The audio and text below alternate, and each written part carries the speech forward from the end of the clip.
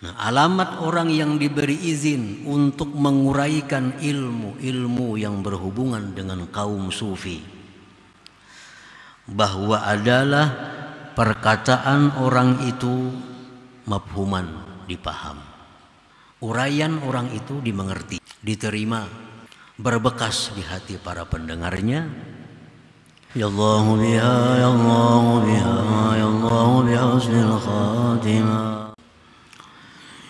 Hikmah yang ke-184 dari Al-Hikamil Ata'iyah. Berkata Imam Ahmad ibnu Athaillah As-Sakandari rahimahullah, nafa'ana bi'ulumih. Man udhina lahu fit ta'bir hasunat bi masami'il khalqi ibaratuhu wa julliyat ilaihim isyaratuhu.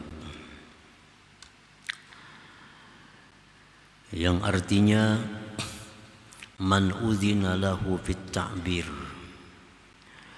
barang siapa yang diberikan izin baginya pada mentakbirkan, menguraikan ilmu-ilmu kaum sufi, maka baguslah pada pendengaran makhluk ibaratuhu, ibaratnya orang yang diizini tersebut, dan jelaslah kepada mereka itu isyaratuhu, isyaratnya.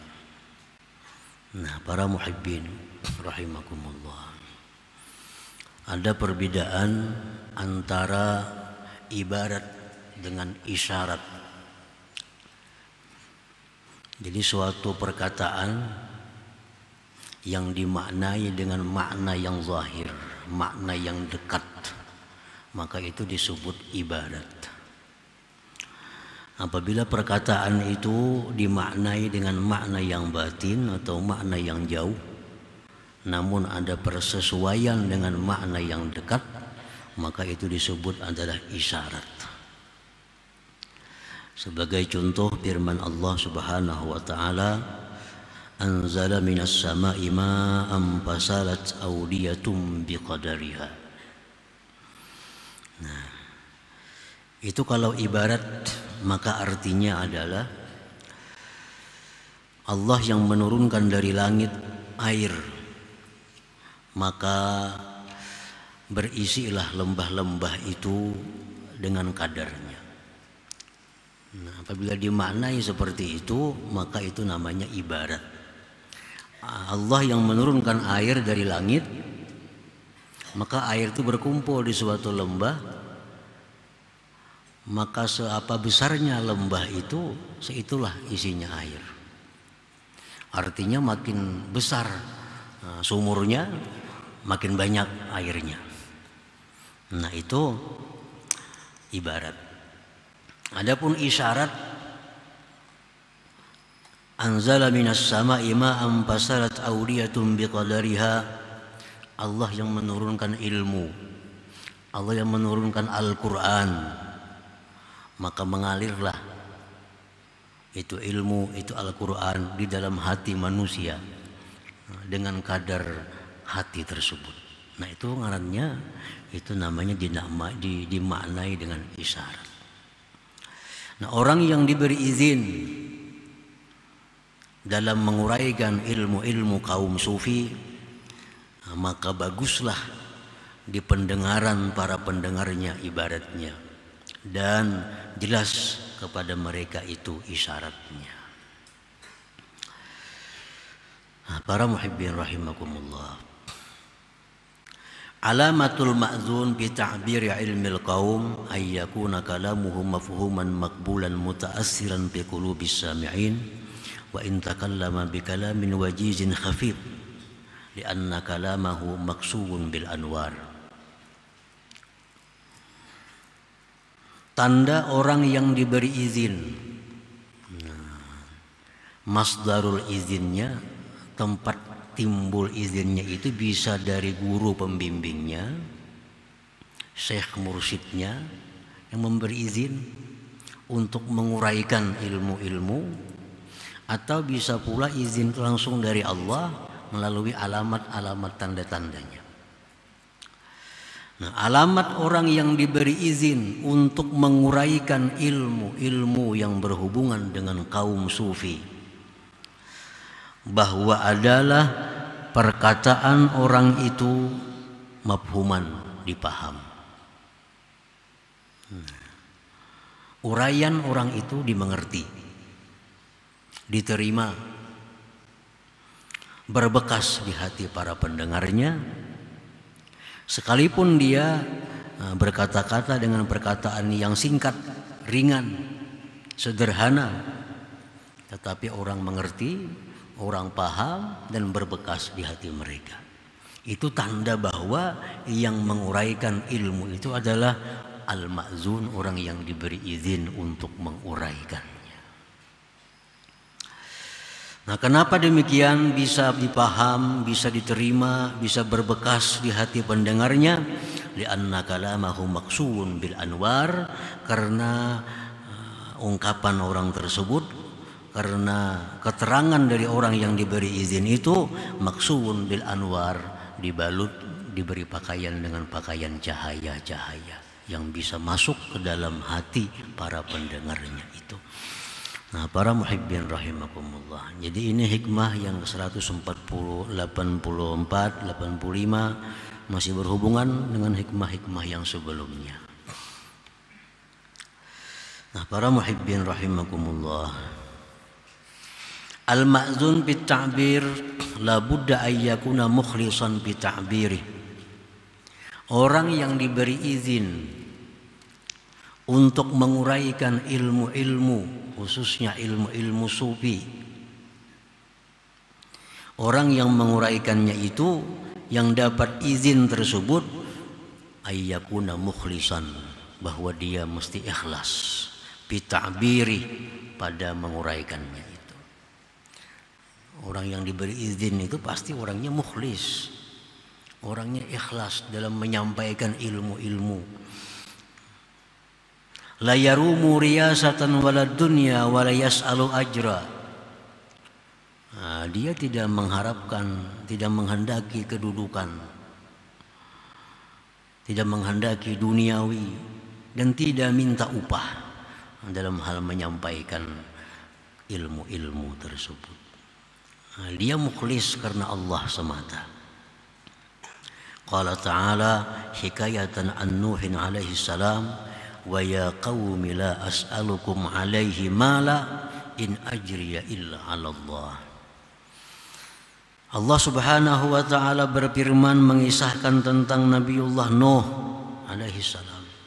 Nabi Nuh berkata kepada kaumnya, wahai kaumku, aku tidak minta atas kalian atas tablik itu malan, harta. Aku tidak minta upah menyampaikan risalah Allah itu. In ajriya illa 'ala Allah, tidak ada pahalaku melainkan atas Allah Subhanahu wa taala. Nah, orang yang diberi izin menyampaikan, menguraikan ilmu-ilmu tersebut, orang ini mesti mukhlisan, mesti ikhlas, tidak mengharapkan upah, tidak mengharapkan kedudukan duniawi dan lain-lainnya. Sebagaimana contoh Nabi Nuh alaihi salam.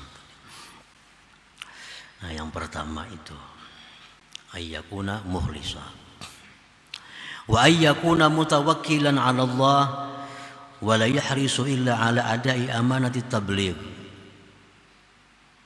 Orang yang diberi izin menyampaikan ilmu, bahwa dia itu bertawakal atas Allah dan dia tidak ada keinginan melainkan hanya menunaikan amanah menyampaikan ilmu. Ilmu ini kan mesti disampaikan. Jadi mereka menyampaikan ilmu itu kepada makhluk, kepada manusia, tidak ada tujuan lain selain adalah menunaikan amanah itu, menunaikan amanah. Wa ayyakuna harisan ala hidayatis sami'in. Orang yang diberi izin untuk berdakwah, diberi izin untuk menguraikan ilmu-ilmu itu, dia mestinya ingin Dia ingin bahwa pendengarnya itu mendapat hidayah dari Allah Subhanahu wa taala. Orang yang diberi izin untuk menyampaikan ilmu, orang tersebut harisun, sangat ingin bahwa pendengarnya itu mendapat hidayah dari Allah Subhanahu wa taala.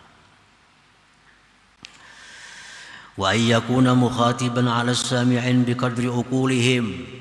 Orang yang diberi izin menyampaikan ilmu itu bahwa dia adalah menghitab kepada pendengarnya dengan kadar akal mereka. Dia akan menyampaikan ilmu-ilmu sesuai kemampuan para pendengarnya untuk mencerna, memahaminya. Yang kelima, wa ayyakuna mustaqimah, bahwa dia adalah istiqamah. Nah, para muhibbin rahimakumullah, itu tanda-tanda orang yang ma'zun, yang diberi izin untuk menyampaikan ilmu-ilmu kepada makhluk, kepada manusia, wabil khusus ilmu-ilmu yang berkaitan dengan kaum sufi itu. Summa qala al-imam bil hikmatil khamisah was samanin ba'dal mi'ah. Kemudian melanjutkan Imam Ahmad ibnu Athaillah pada hikmah yang 185. Rubbama barazatil haqa'iq maksufatal anwar idza lam yu'zan laka fiha bil izhar. Kadang-kadang timbul itu ilmu-ilmu hakikat, ilmu-ilmu sufi, maksufatal anwar, tertutup cahayanya. Ini sebenarnya ilmu-ilmu hibat nih. Ini ilmu-ilmu hakikat. Tetapi ilmu-ilmu itu maksufatal anwar, tertutup cahayanya. Apabila tidak diizinkan bagi engkau pada itu hakikat menyampaikannya. Ilmu sebenarnya bagus, ilmu ini sebenarnya mulia. Cuma karena disampaikan, diterangkan oleh orang yang tidak dapat izin untuk menerangkan itu, maka akhirnya ilmu ini maksufah, tertutup. Akhirnya disalahpahami.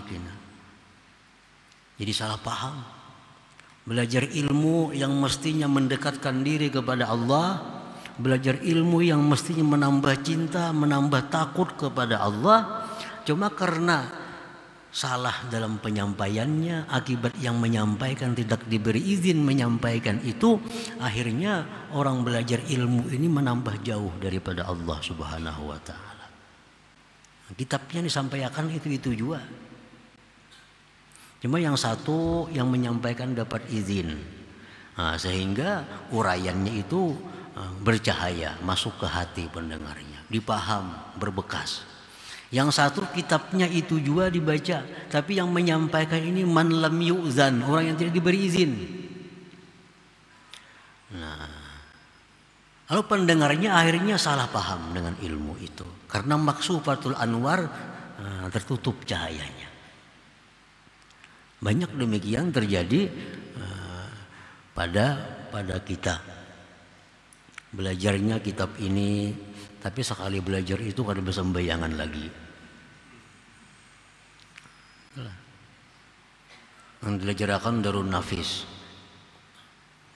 Kitabnya kitab mulia, ilmunya ilmu mulia. Tapi karena yang menyampaikan ini ghairul ma'zun, yang tidak dapat izin, akhirnya jamaahnya yang dulunya taat kepada Allah jadi jauh kepada Allah. Dulunya rajin sembahyang, kada bersembayangan lagi. Yang satu kitab Darun Nafis juga, tapi gurunya ini ma'zun, yang diberi izin mengajarkan. Akhirnya apa? Nah, para jamaahnya tambah taat kepada Allah, selalu musyahadah kepada Allah. Nah, kitabnya sama. Cuma karena ini ada yang ma'zun menyampaikan, ada yang ghairul ma'zun. Nah, para muhibbin rahimakumullah. Man lam yu'zan lahu fit ta'bir fa kalamuhu zulmah ghairu mafhum wala maqbul wala yata'assaru fi qulubis sami'in. Orang yang tidak diizinkan baginya untuk mentakbir, mengibaratkan, menguraikan ilmu-ilmu sufi, orang ini kada dapat mandat lagi. Dia mengangkat dirinya seorang. Nah, karena bisa membaca, bisa menerjemahkan, buka belajaran tanpa ada izin. Orang yang tidak diberi izin baginya dalam menguraikan ilmu-ilmu itu, maka perkataan orang itu zulmah, gelap, maksufah. Gerhana itu kan gelap, zulmah. Ghairu mafhum, kada dipaham. Kada dipaham dan kada diterima, kada berbekas di hatinya, di hati jamaahnya, pendengarnya. Karena orang ini gairul ma'zun, kada diizini. Walidzalika qad yatakallamul insan bihikamin wa haqa'iq ma'a fasahatin wa balagatin wa tazyin. Lakinnahu maksufatul anwar laisa bihi halawah wala qabul. Oleh karena demikian terkadang menerangkan seseorang, menjelaskan seseorang dengan hikmah-hikmah, hakikat-hakikat, dia jelaskan, dia terangkan dengan lihai, dengan fasih, dengan balagah, dengan kata-kata yang mantap, yang berhias. Tetapi tertutup cahayanya. Tidak ada pada keterangannya itu manis, tidak ada diterima. Nah, sababu dzalik, sebab demikian itu adamul izni bit ta'bir, karena orang ini belum ada izin untuk menguraikan ilmu itu. Nah, para muhibbin rahimakumullah, lain kita belajar nahu, saraf, itu kan jadi seorang berizin gak kadakah kalau bisa lajari ilmu bahasa Arab. Qala artinya berkata, daraba artinya memukul, bisa ajarkan, kada jadi masalah. Tapi kalau urusan ilmu-ilmu seperti ilmu-ilmu sufi, ini orang yang mengajarkan mesti orang yang di bawah bimbingan dari syekhnya, dari gurunya. Nah, kalau sudah dapat izin untuk menyampaikan, nah, maka orang inilah yang bisa menyampaikan ilmu tersebut yang bermanfaat dengan jamaahnya. Nah, para muhibbin rahimakumullah. Jadi apabila seorang yang menyampaikan ilmu-ilmu kaum sufi itu sudah ma'zun, sudah diberi izin, maka uraian orang ini sudah dihiasi dengan cahaya. Tinggal lagi yang jadi masalah adalah sami'in, pendengarnya ini. Tinggal lagi pendengarnya. Karena lampu bagaimanapun terangnya kada akan berguna bagi orang yang buta. Tolong, berapa watt saja hendak lampu, ada melihat. Kayak apa aja nyaringnya, orangnya tuli kada mendengar. Nah, kayak apa aja haratnya kata-kata orang yang diberi izin menyampaikan ilmu itu, bagaimanapun cahayanya, tapi kalau pendengarnya ini buta tuli, ada artinya. Nah, jadi untuk menerima ilmu yang mendekatkan diri kita kepada Allah Subhanahu wa Ta'ala, di samping yang menyampaikan ini orangnya ma'zun, yang diberi izin, pendengar ini pun mestinya orangnya satu, ikhlas. Kalau menuntut ilmu itu kada ikhlas, ilmu kada mau masuk ke telinga aja kada, apalagi ke hati. Ke telinga aja kada, apalagi ke hati. Kalau orang menuntut ilmu itu bukan karena Allah. Talabnal ilma li ghairillah fa abal ilmu illa ayyakuna lillah. Kami menuntut ilmu kada karena Allah, kada mau ilmunya beparak. Fa abal ilmu illa ayyakuna lillah. Nah, jadi kalau hendak menuntut ilmu yang mendekatkan diri kepada Allah, ilmu yang ingin dicintai oleh Allah, ikhlas syaratnya menuntut ini. Bukan hanya yang menyampaikan ikhlas, tapi yang mendengar pun mesti ikhlas. Bila kada ikhlas, kada masuk ilmu. Masuk bisa juga kada menuntung. Ma'al-alang. Ini kada ikhlas. Ini menuntut ilmu ada tujuan-tujuan tertentu. Nah, tujuannya kada tercapainya, ampih nuntut ilmu. Orang nuntut ilmu sambil berdagang. Dagangannya kada payu lagi, ya ampih nuntut ilmu, apa berdagang.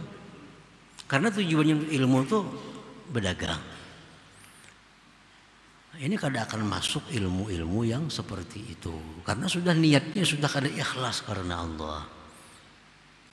Ada kepentingan-kepentingan lalu menuntut ilmu, kepentingannya habis nuntut ilmunya. Hati pun caleg-caleg kebanyakannya tuh,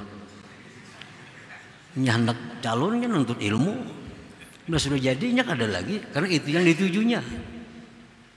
Nah, umumnya karena kada ikhlas, ilmunya kada masuk. Tujuannya sudah lain dari awalnya. Nah, ikhlas pertama. Yang kedua, yang utama, tawadhu. Mesti tawadhu. Ilmu itu kada akan masuk kepada hati yang tinggi, hati yang sombong. Nah, kalau sudah ini pendengarnya tawadhu, pendengarnya ini ikhlas karena Allah, yang menyampaikan ini orangnya ma'zun, dapat izin, nah insya Allah akan jadi ilmu yang bermanfaat, yang mendekatkan diri kepada Allah Subhanahu wa ta'ala. Nah, para muhibbin rahimakumullah, jadi perumpamaan para ulama bahwa hati itu adalah hati yang rendah, itulah tempat berhimpunnya, terkumpulnya rahmat Allah. Hati yang rendah, tempat terhimpunnya rahmat Allah, tempat terhimpunnya ilmu di hati yang rendah. Sebagaimana banyu hujan akan terhimpun, akan terkumpul di dataran yang paling rendah. Di gunung maulah banjir kada mau. Nya banyu 4 lalu aja turun ke bawah. Nah, orang yang hatinya tinggi, ilmu tuh 4 lalu aja. Kemana tak kumpulnya orang yang hati paling rendah, orang yang paling tawadhu.